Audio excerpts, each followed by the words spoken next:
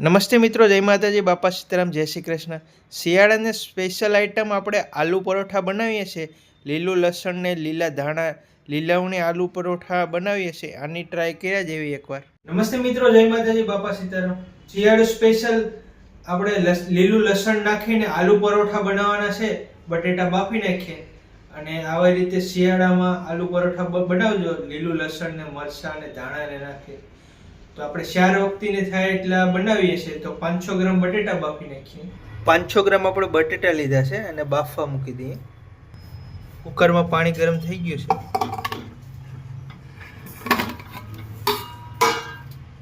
2 city મારી દઈએ કુકરમાં।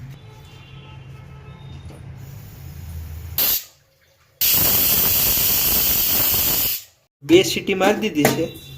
બટેટા બફાઈ ગયા છે।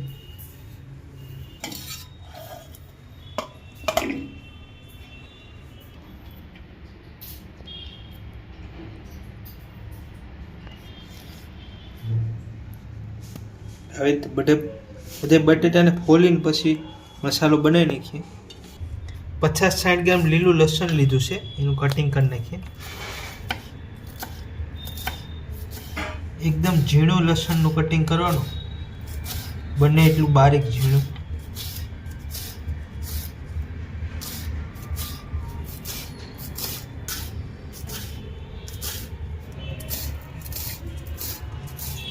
લીલા ધાણાનું કટિંગ કરી નાખીએ, બારીક ઝીણું કટિંગ કરવાનું છે। લીલું લસણને ને લીલા ધાણાને મેં પહેલા પાણીએ ધોઈ નાખ્યા છે। આ 5-6 મરચાંની કટકી છે ને 8-10 લસણ છે ના જારમાં આખા પાખું ગ્રાઇન્ડ કરી નાખીએ। 2 ઇંચ આદુના ટુકડા નાખી દઈએ।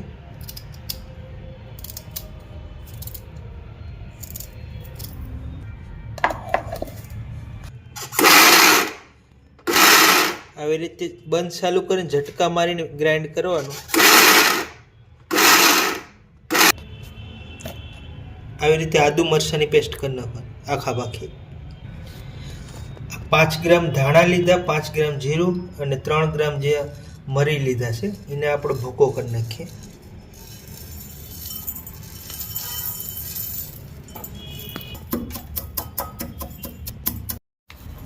જીરું ધાણા મરી આવી રીતે આખા પાખું કૂટડી નાખવાનું। બટેટાને આપણે પીસી નાખશું।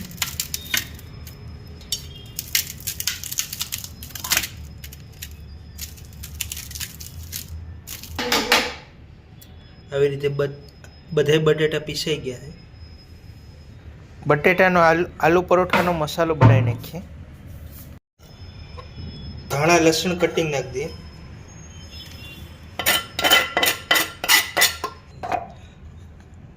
મરચાં આદુ લસણની પેસ્ટ નાખી દઈએ।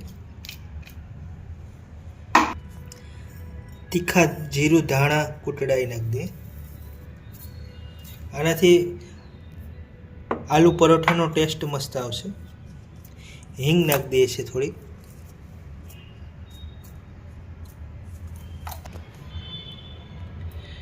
પાંચ ગ્રામ જેવું નમક નાખી દઈએ, 5-7 ગ્રામ જેવું। અડધા લીંબુનો રસ નાખી દઈએ। 5 ગ્રામ જેવી અજમાઈન નાખી દઈએ।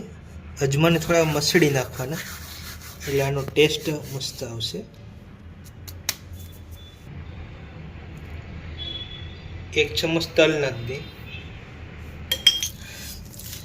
મસાલા બધાને મિક્સ કરી દઈએ આપણે બટેટા ભેગા। આમાં કોઈ આપણે ગરમ મસાલો કે કોઈ હળદર કે કોઈ વસ્તુ નથી નાખવાની, બસ એટલા બધા મસાલા આવી ગયા છે। આ રીતે આલુ પરોઠા બનાવજો, મસ્ત ટેસ્ટ આવશે। મિક્સ કરી દઈએ આપણે અને જોરદાર મસાલો બની જાય વ્હાઈટ કલરનો। મેન ટેસ્ટ આપણે આદુ મરચાં લસણનો છે અને જે આપણે મસાલા કૂટેડા મરી જીરું ધાણા એનો ટેસ્ટ આવશે। એટલે આપણે કોઈ બીજા મસાલા નાખતા નથી, એટલા મસાલાથી મસ્ત આલુ પરોઠા બની જશે। આ રીતનો આપણે મસાલો બની ગયો છે। હવે ઘઉંનો લોટ સારી અને રોટલીનો લોટ બાંધી તો આપણે આલુ પરોઠાનો મસાલો બનાવી નાખ્યો. હવે આપણે લોટ બાંધી દઈએ છીએ. 400 ગ્રામ જેવો ઘઉંનો લોટ લીધો છે. હવે એમાં નમક નાખી દઈએ.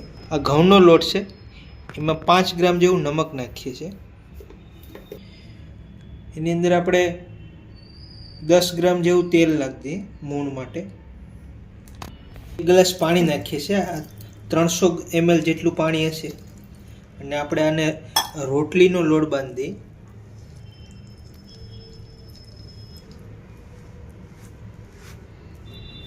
તો આપણે આવી રીતે રોટલીનો લોટ બાંધીએ, એ રીતના ઘઉંનો લોટ બાંધી દીધો છે. 5 મિનિટ 10 મિનિટ આપણે રેસ્ટ આપી દઈએ આને લોટને. એવડે આપણે લોયા કરી નાખવાના અને આપણે રોટલીની જેમ પહેલાં વણી નાખીએ.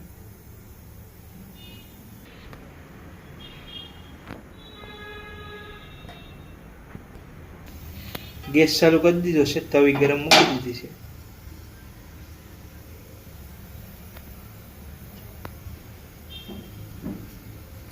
પહેલાં રોટલીની જેમ વણી નાખીએ. એક રોટલી વણાઈ ગઈ છે અને આપણે 2 રોટલી બટેટાનો મસાલો ભરી દેવું. 2 રોટલી વણી નાખીએ. એક આપણે આ રોટલી વણી છે અને આ 2 રોટલી છે, વચ્ચે આપણે બટાકાનો મસાલો ભરી દઈએ. 2 ચમચ મસાલો લઈ લઈએ.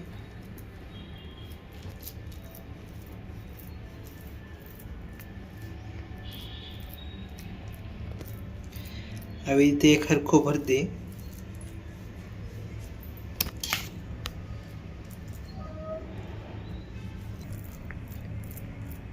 તો આવી રીતે 2 રોટલીનો આલુ પરોઠું બનશે. તો એક રોટલી ઉપર આપણે આવી રીતે મસાલો લગાડી દેવાનો અને આ રોટલીની ઉપર બીજી વણેલી રોટલી લગાડી દેવાની અને પછી શેકી નાખવાની અને ફરતી પ્રેસ કરી દેવાની.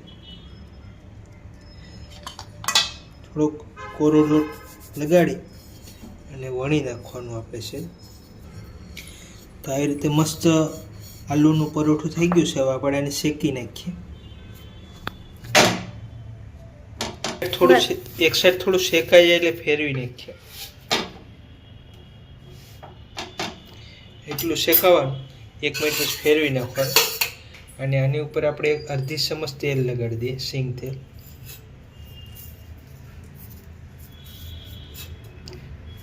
મીડિયમ ગેસ ઉપર જ પકાવવાના છે આપણે. 1 મિનિટ પકાવ્યું છે. ફેરવી નાખીએ આપણે. આવી રીતે ધીમા ગેસ ઉપર પકાવવાનું. હવે આ સાઈડ આપણે તેલ લગાડી દઈએ. 1/2 ચમચ આ સાઈડ તેલ લગાડી દઈએ.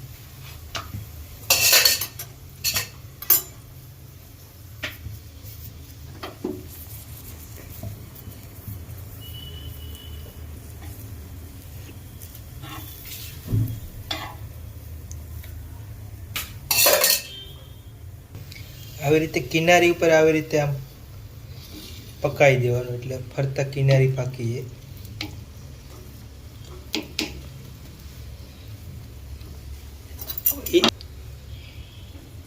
આવી રીતે જો આ ફૂલવા માંડી ગયા છે, અંદર મસાલો પણ પાકી જાય.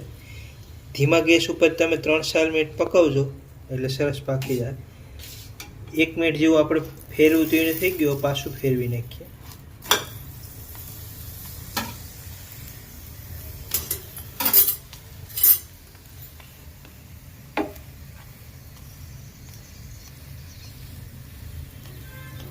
એક આલુ પરોઠું પકાવવાની આપણે ફૂલ પ્રોસેસ બતાવીએ છીએ. આટલા મસાલાના એટલા લોટમાંથી તમારે 12-13 આલુ પરોઠા બની જાય અને 4 વ્યક્તિ આરામથી ખાઈ શકશે. દહીંની આરે છે, ચટણીની આરે છે, સૂકી ભાજીની આરે છે, કોઈ પણ શાક સબ્જી આરે ખાઓ, મજા આવી જાય આ શિયાળાની ઠંડી ઋતુમાં. એક આલુ પરોઠો પાકતા 3-4 મિનિટ થાય. વ્યવસ્થિત પકાવજો એટલે અંદર મસાલો પાકી અને રોટલી પાકી. મીડિયમ ગેસ ઉપર જ પકાવવાના. ગેસ ફાસ્ટ હશે તો ઉપરથી રોટલી બળી જશે અને અંદરથી મસાલો પણ કાચો રહે ને બરાબર પાકશે નહીં. એટલે ધીમા ગેસ ઉપર વ્યવસ્થિત 3-4 મિનિટ પકાવી દેવાના. એક સાઈડ આપણે વ્યવસ્થિત પકાવી દીધું છે. હવે પાછળ નીચેની સાઈડ જોઈ લઈએ.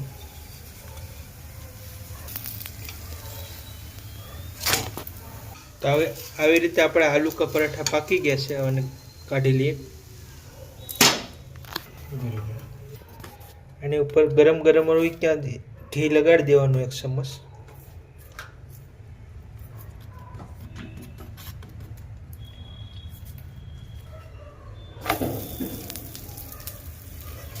બીજું પણ આ રીતના આપણે પકાવી દઈએ છીએ.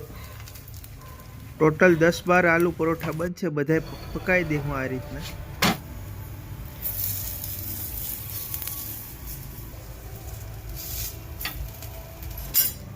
આલુ પરોઠા તૈયાર છે. જો આવી રીતે અંદર મસાલો જો સરસ પાકી ગયો છે. આ લસણ ને આપણો બધો મસાલો પાકી ગયો છે. તો આવી રીતે આલુ પરોઠા 500 ગ્રામ લોટના 500 ગ્રામ બટેટા બાફીને બનાવજો. આવી રીતે દહીંની હારે ખાવાની મોજ પડી જાય લીલા મરચાં શિયાળાની ઋતુમાં. આલુ પરોઠાનો વિડીયો સારો લાગ્યો તો વિડીયોને લાઈક કરી દેજો, શેર કરી દેજો. કાંઈ પ્રશ્ન હોય તો કોમેન્ટ કરજો. ચેનલમાં નવા હોય તો સબસ્ક્રાઈબ કરી લેજો.